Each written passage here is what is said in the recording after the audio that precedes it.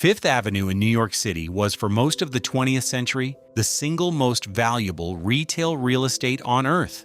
A stretch of storefronts between 49th and 59th Streets that commanded rents no other location on the planet could match, occupied by the flagship stores of every brand that wanted to be taken seriously. What happened to it in the years following 2020 is a specific and documented story about retail, real estate, changing consumer behavior, and what happens when a street's mythology outlasts its economics. This is New York City's Fifth Avenue is Empty, the collapse of luxury retail. What Fifth Avenue was. The mythology of Fifth Avenue as the world's premier luxury shopping destination was built over more than a century of deliberate concentration that compounded with each new institutional arrival. Saks Fifth Avenue moved to its current flagship at the block between 49th and 50th Streets in 1924, choosing the address when 42nd Street and Herald Square were still the centers of New York retail gravity, making a bet on Midtown that proved decisively correct. Bergdorf Goodman relocated to its current home at the corner of 58th Street and 5th Avenue in 1928, a building purpose-designed for the store, occupying one of the most visually commanding corners in the city, with Central Park beginning directly across the street. Tiffany Co. established its current flagship at 57th Street in 1940, on the block that became synonymous with the brand's identity in popular culture through the 1961 film Breakfast at Tiffany's and through decades of the blue box that people associate more instinctively with the address than with the metal or stone inside it. The Plaza Hotel opened in 1907 at the northern end of the corridor at 59th Street, establishing a hospitality anchor that concentrated the specific demographic of guests: international, moneyed, staying in the immediate vicinity, whose shopping behavior sustained the stores to the south.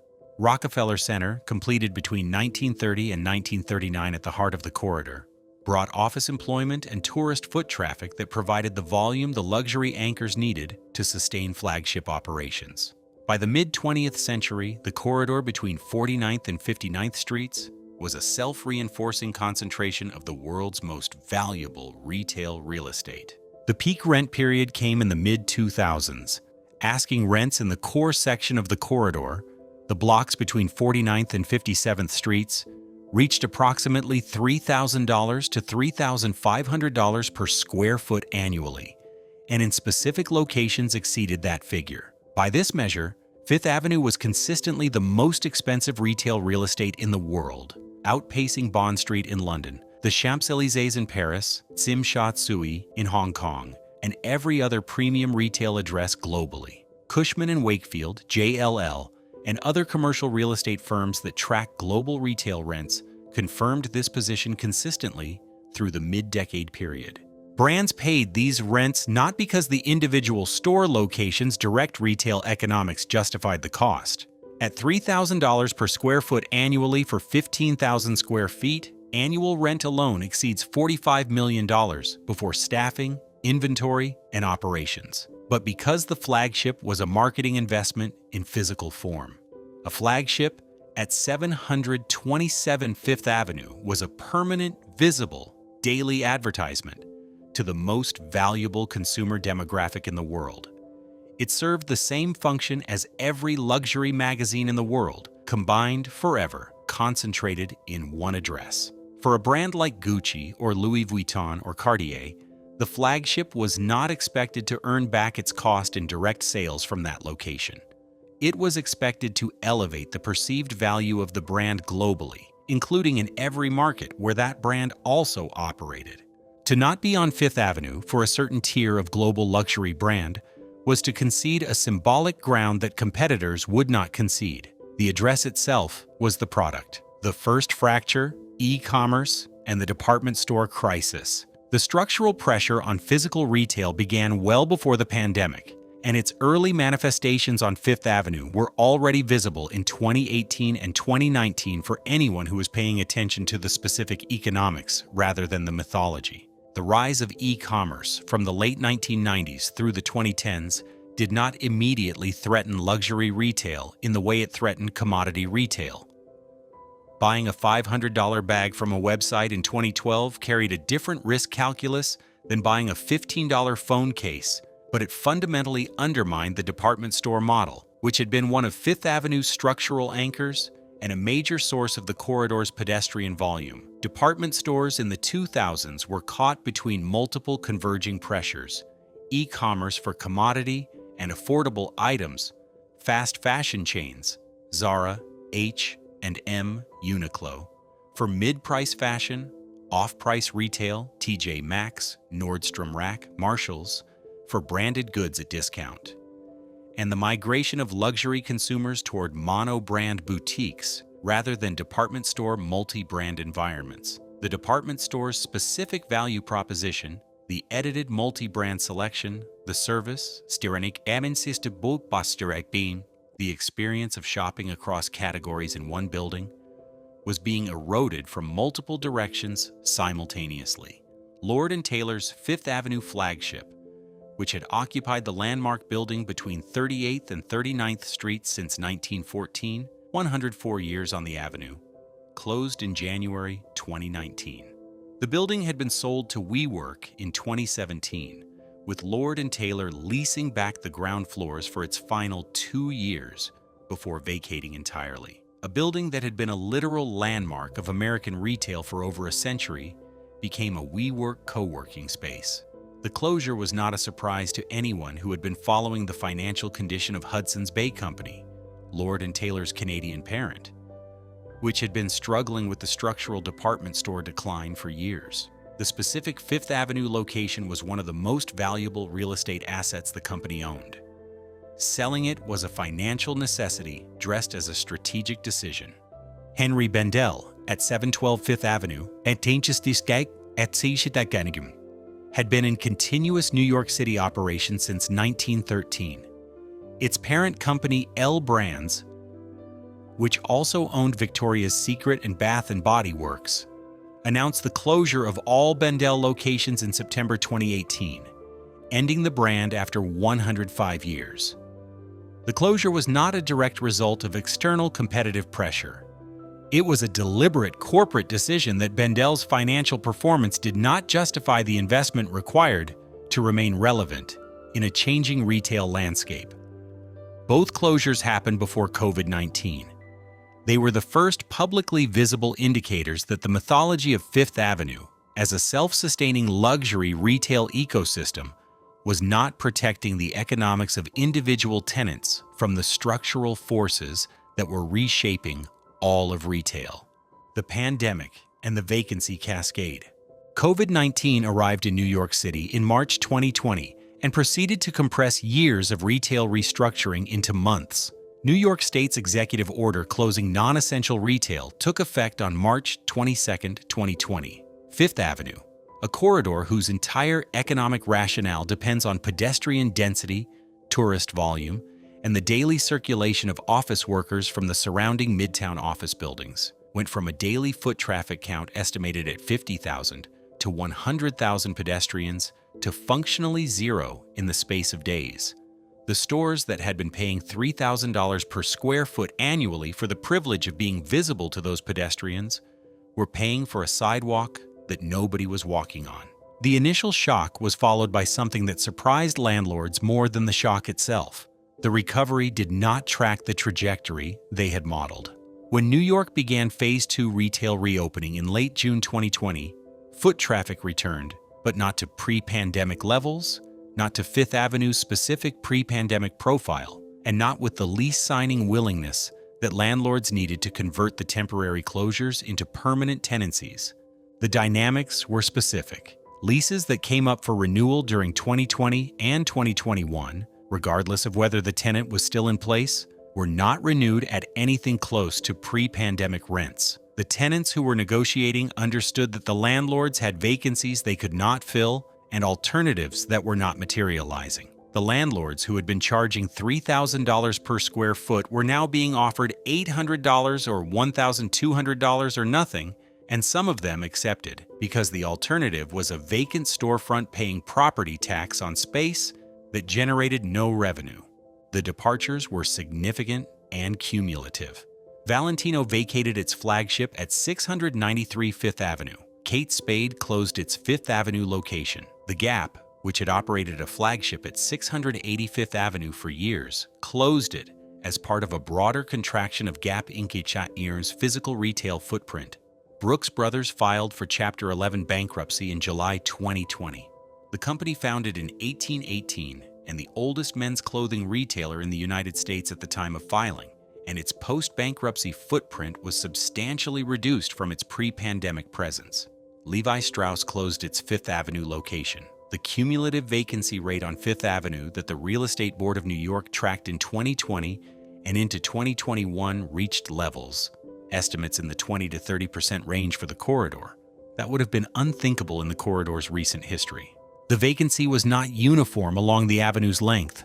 The blocks adjacent to Rockefeller Center and the 47th through 50th Street section maintained better occupancy, partly because the tourist draw of the center itself provides a floor of foot traffic that the more purely luxury shopping blocks above 50th Street cannot rely on. The blocks between 53rd and 57th, historically the most exclusive section of the corridor, where the per square foot asking rates were highest, saw the most sustained and most damaging vacancies. What replaced the retailers? The storefronts that went vacant on Fifth Avenue were not quickly filled by comparable tenants. The economics of Fifth Avenue retail, even at post-pandemic reduced rents, remain far beyond what most conventional retail can support. What filled some of the vacancies was a specific category of new occupant: experiential retail, branded entertainment, and international brands using the address for brand presence, rather than traditional retail volume. Uniqlo expanded its Fifth Avenue presence, occupying former retail space with a format designed to handle high volume at lower price points. American Eagle opened a flagship and restaurant concept on Fifth Avenue. These are not traditional Fifth Avenue luxury tenants. They represent a broader democratization of the address that some observers describe as dilution and others describe as adaptation. The luxury electronics and lifestyle category expanded. Dyson opened a demonstration store on Fifth Avenue. Muji, the Japanese lifestyle retailer, opened a flagship. Nike expanded its existing presence on Fifth Avenue with a more experiential format. These are brands with price points significantly below traditional Fifth Avenue luxury, and their presence reflects both the reduced asking rents that post-pandemic landlords accepted and the changing composition of Fifth Avenue's customer. The specific tension is between the landlords who want to maintain the address's luxury positioning, because the perception of luxury on Fifth Avenue is part of what justifies asking rents, and the economic reality that the number of brands willing and able to pay luxury rents for large format flagship space is not sufficient to fill the available space.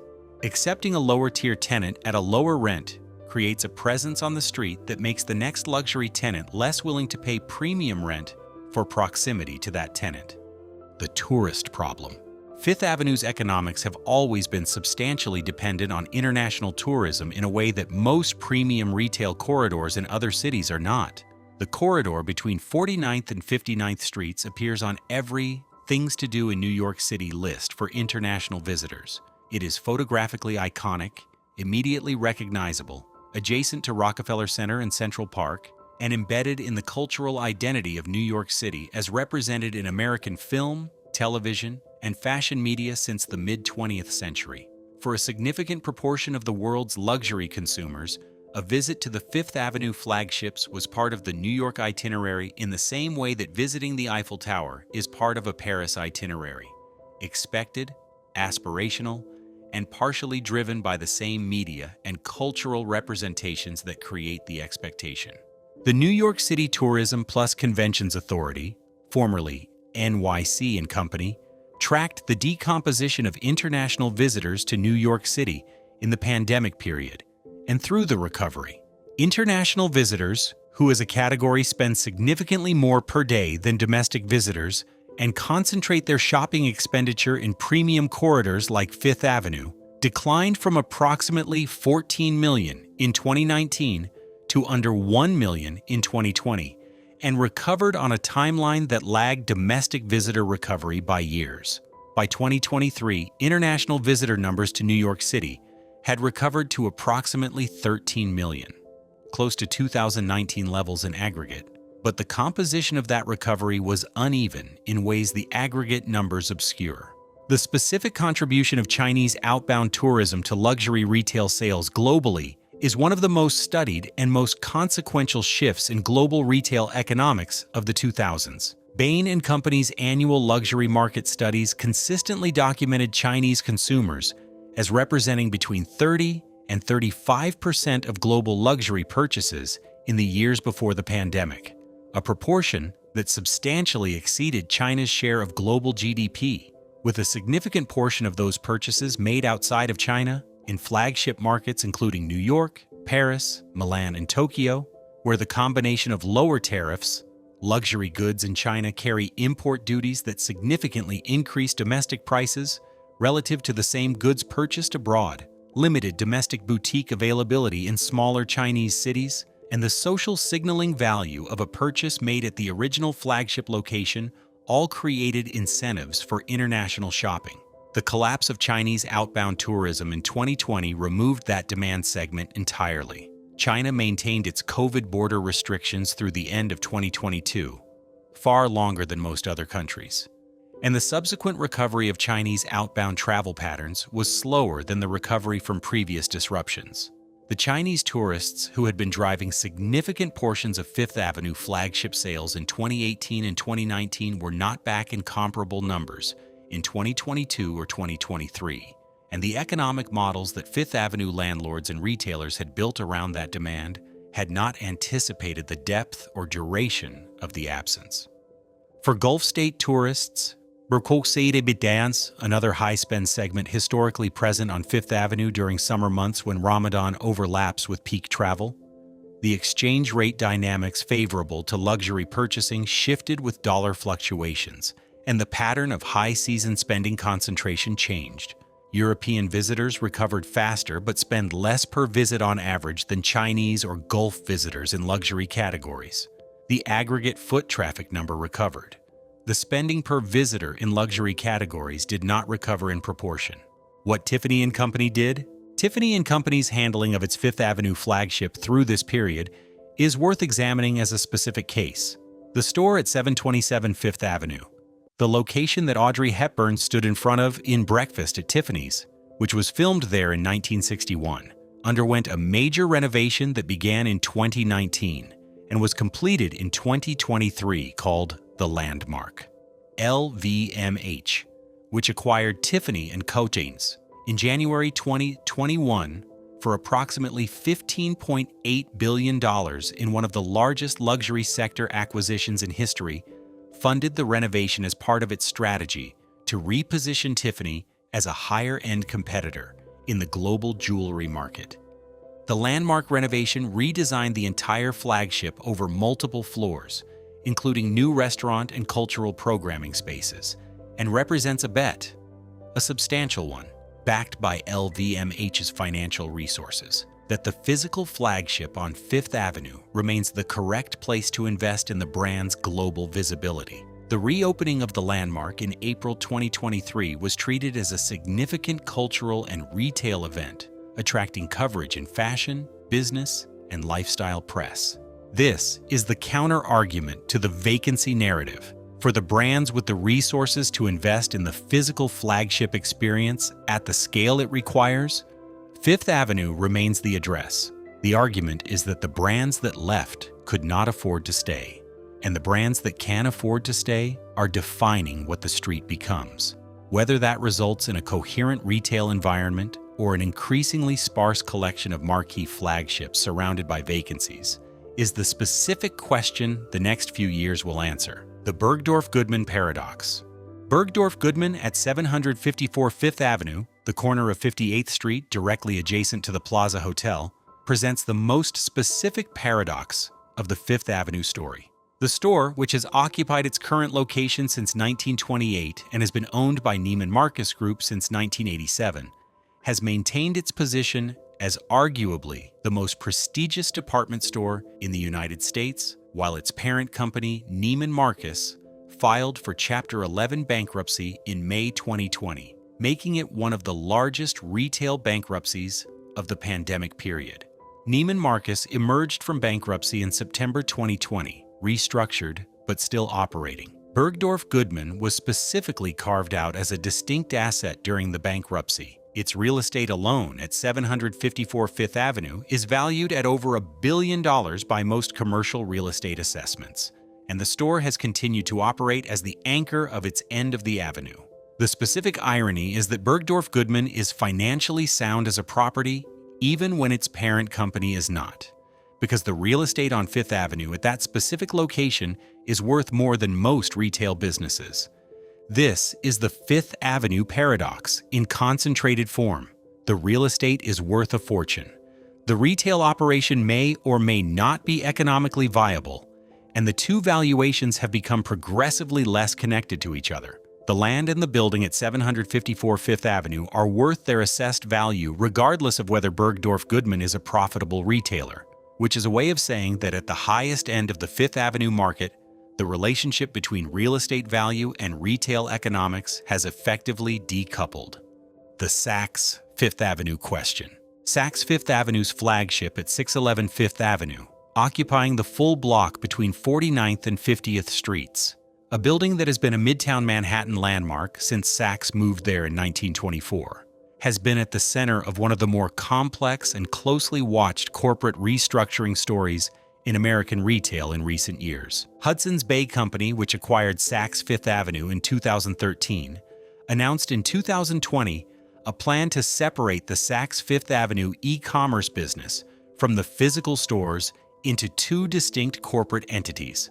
Saks.com would be separately capitalized and would operate the digital retail business, while the physical Saks Fifth Avenue stores would operate as a separate entity under different ownership structure.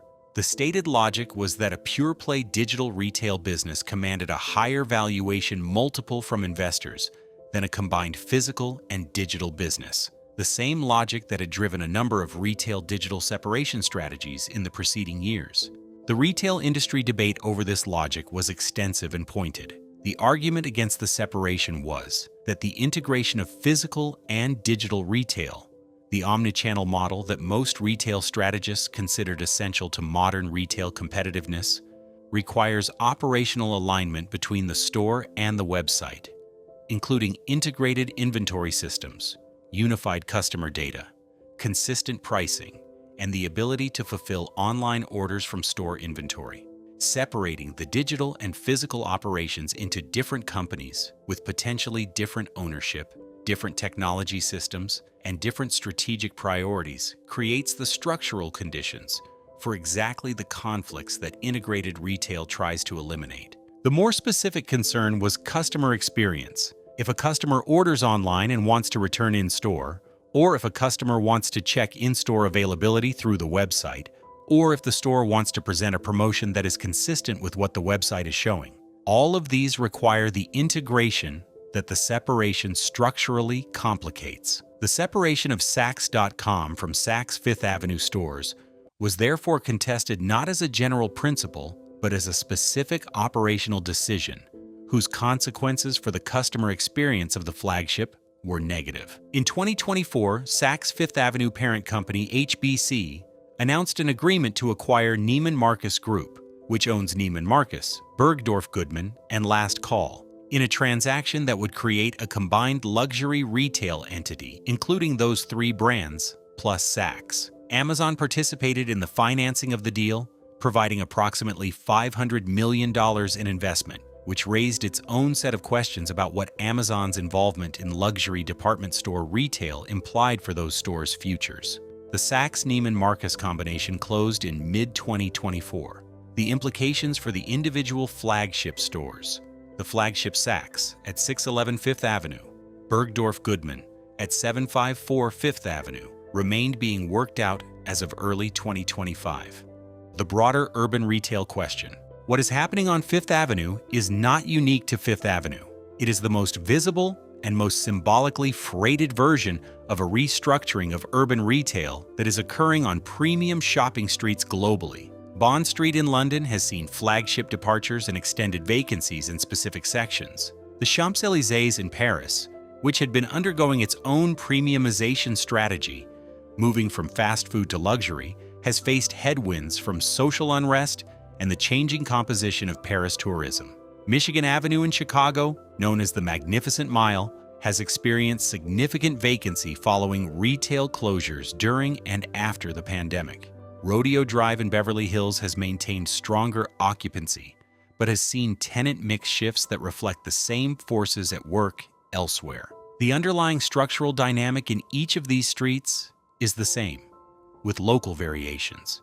The economics of large-format flagship retail on premium shopping streets, rents that reflect the mythology of the address, rather than the direct retail economics of the space, require a specific set of conditions to sustain: high and growing international tourist volume, an office worker population that provides daily lunch and after-work foot traffic, a consumer base that assigns meaningful status value to the physical flagship purchase experience over online purchase, and a supply of brands that have the resources and the strategic conviction to maintain large-format physical presences at these addresses indefinitely. Each of these conditions either weakened or became less certain after 2020. International tourism recovered, but not uniformly. Remote work reduced daily office worker foot traffic in Midtown Manhattan. Fifth Avenue's immediate hinterland is one of the highest concentrations of office employment in the United States, and the shift toward hybrid work patterns removed a significant daily foot traffic segment that was not replaced by weekend or tourist traffic in equivalent numbers. The luxury consumer's willingness to purchase in-person versus online has shifted, particularly among younger, affluent consumers who increasingly purchase luxury goods through brand websites, e-commerce platforms, and the brand's own app. And the supply of brands with the conviction and capital to maintain large-format Fifth Avenue flagships at premium rent, always a small population, has not grown in the way the landlord community needed. The question that urban economists, commercial real estate analysts, and retail strategists are actively debating is whether the current vacancy pattern represents a temporary dislocation, a painful renegotiation of rents and tenant mix that will stabilize at a reconstituted but still luxury-positioned corridor, or the beginning of a more durable structural shift in what the street is. The optimistic scenario is that Fifth Avenue settles at reduced rents, higher vacancy than the 2015 peak, but acceptable, with a mix of true luxury flagships and experiential or lifestyle brands that benefit from the proximity to the luxury flagships. The pessimistic scenario is that the mythology, the specific conviction that to be on Fifth Avenue is to be at the center of global luxury retail, is eroding. And that erosion is self-reinforcing. As the tenant mix shifts away from established luxury, fewer of the remaining established luxury brands are willing to pay a premium for a street whose luxury positioning is degraded, which shifts the mix further. As former New York City Economic Development Corporation President James Patchett described the structural pressure, what sustained these streets was the combination of international tourism, office worker lunch traffic, and the conviction among the brands that the address was non-negotiable. When two of those three things weaken simultaneously, the third one starts to feel negotiable too. Fifth Avenue is not dead. The flagship stores still exist. The tourists still walk the sidewalk, and the specific gravitational pull of the address has not been fully neutralized. But the vacancy rates, the departure of brands that were on that street for 30 and 50 and 80 years, and the restructuring of the economics of physical luxury retail are all real and documented.